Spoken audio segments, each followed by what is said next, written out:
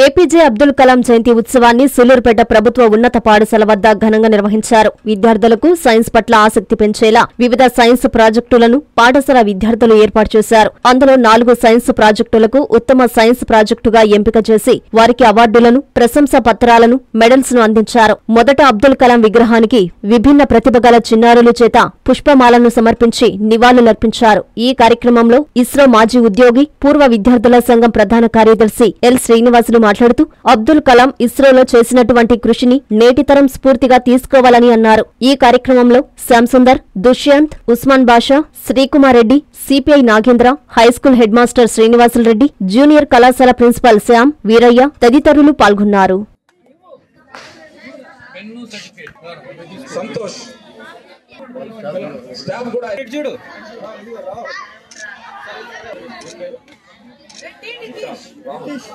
Very good Rahul sir Gajendra sir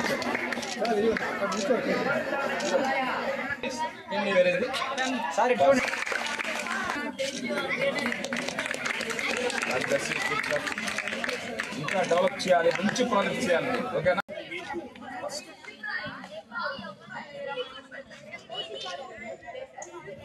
ఒకసారి claps కొట్టండి నలుగురికి.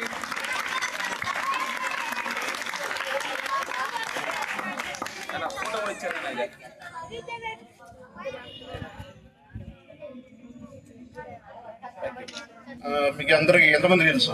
ఎవరైనా ఆయన నిర్మించిన మ్యూజియం ఎవరైనా చూసారా? ఎక్కడుంది మ్యూజియం? ఆయన చెప్పినట్టు రామేశ్వరం వాళ్ళ ఇంటి దగ్గర ఒక మ్యూజియం ఉంది, చాలా అద్భుతంగా ఉంటుంది.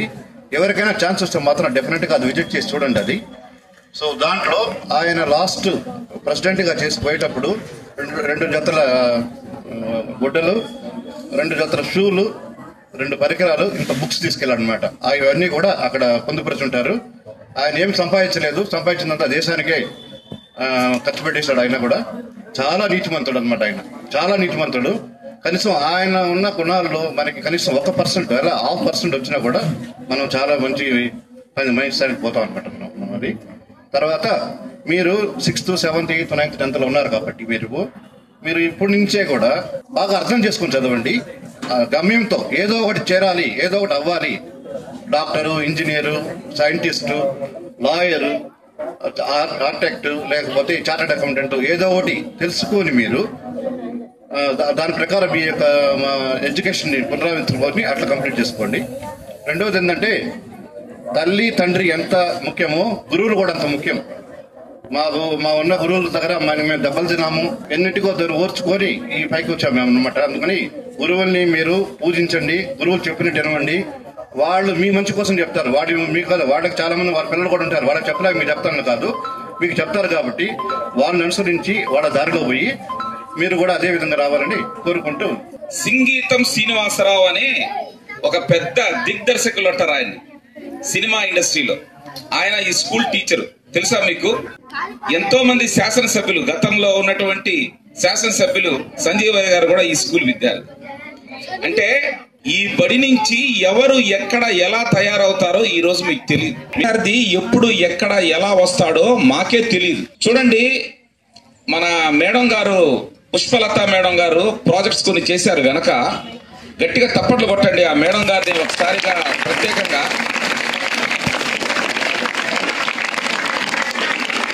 మీ వెనుకున్నటువంటి సారు మీకోసం పరితపిస్తా ఉంటాడు. ఆ సారు ఎవరు?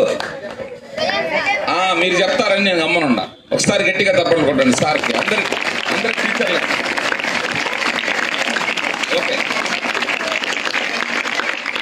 ఇప్పుడు చెప్తాను వినండి. దేశం గర్వించేటువంటి వ్యక్తులు ఈ పాఠశాల నుంచి వెళ్ళానన్న. గౌరవనీయులు అబ్దుల్ కలాం గారు నడయాడినటువంటి ప్రాంతం ఇది. ఒక్క నిమిషంలో ఒక స్టోరీ చెప్తాను అబ్దుల్ కలాం గారిది. నాకు మైక్ కూడా అవసరం లేదు.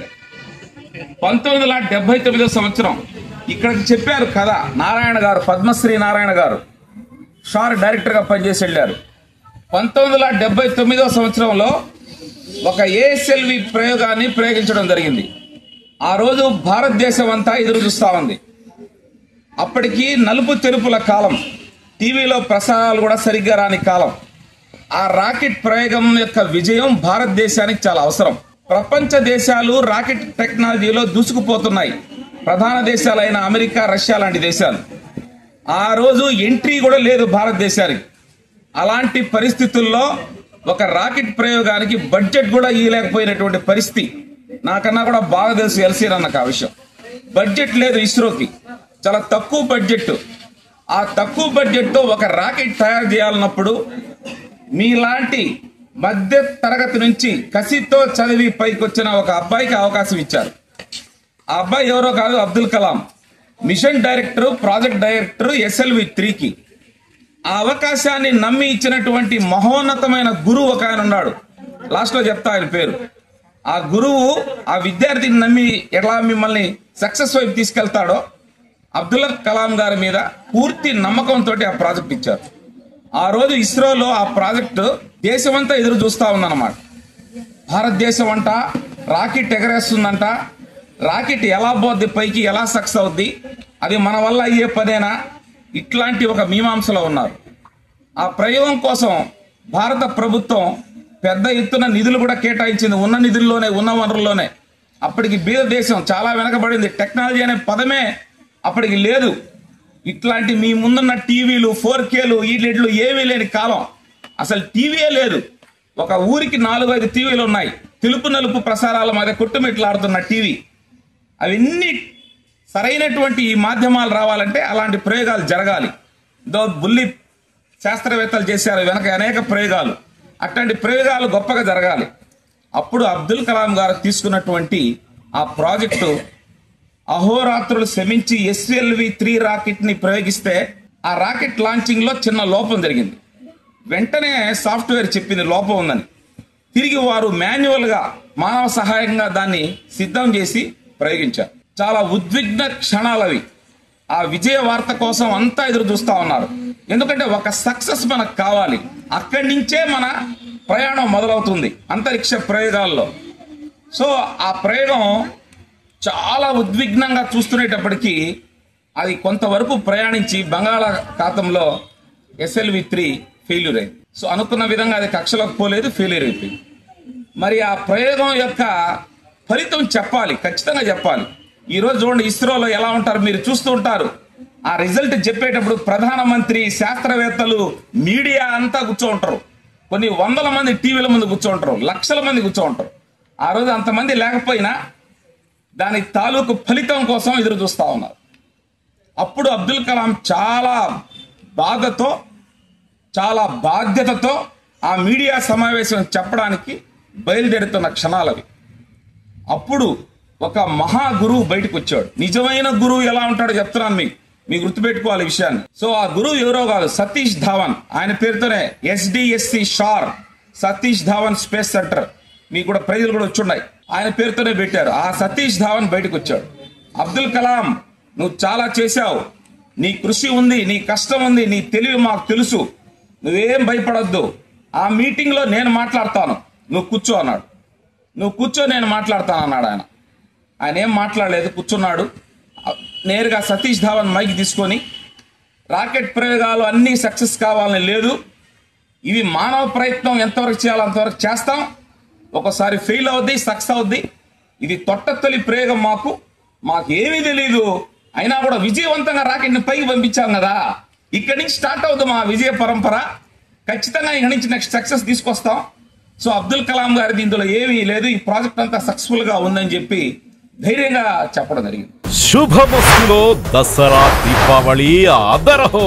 ఒకటి మాత్రం నిజం, శుభమస్తులో దసరా దీపావళి సేల్ మామూలుగా ఉండదు. మేమింతే తగ్గించే అమ్ముతాం. 99 రూపాయల పాలీ కాటన్ శారీ 30 రూపాయలు మాత్రమే. పిల్లో 49 రూపాయలు. 199 రూపాయల షిఫాన్ శారీ 99 రూపాయలు. 499 రూపాయల కరల్ క్రేప్ శారీ 199. 500 రూపాయల రాశీపురం కాటన్ శారీ 199 రూపాయలు. 1000 రూపాయల లైట్ వెయిట్ పట్టు శారీ 333 రూపాయలు. 5000 రూపాయల కంచి మీనాకారి పట్టు sari 1399. 2 double cot AC blankets 499 రూపాయలు. 3 round neck T shirts 450. 3 fancy shirts 600. Shirt plus pant bit 199 రూపాయలు మాత్రమే. 3 దోనియర్ లేదా Raymond pant bits 999. 5 soft cotton dress materials 999. 3 Jaipur ఫ్లయర్ కుర్తీ 750 రూపాయలు. 999 రూపాయల కిడ్స్ బాబా సూట్స్ 499 రూపాయలు. మేమింతే తగ్గించే అమ్ముతాం.